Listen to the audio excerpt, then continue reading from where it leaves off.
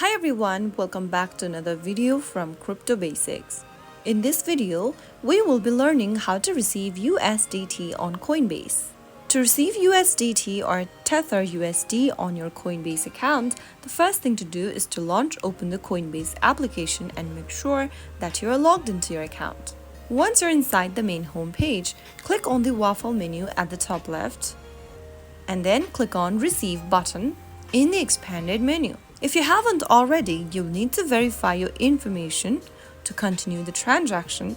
After you are done with verifying your identity, select the crypto from the list.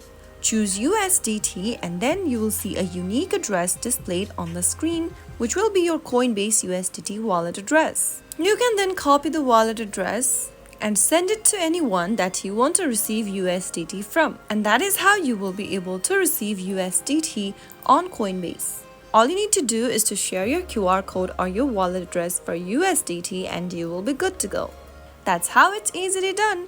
If you found the video to be helpful, go ahead and give us a thumbs up. Don't forget to subscribe to the channel by hitting the subscribe button. Press on the bell icon so that you'll never miss another upcoming upload from us.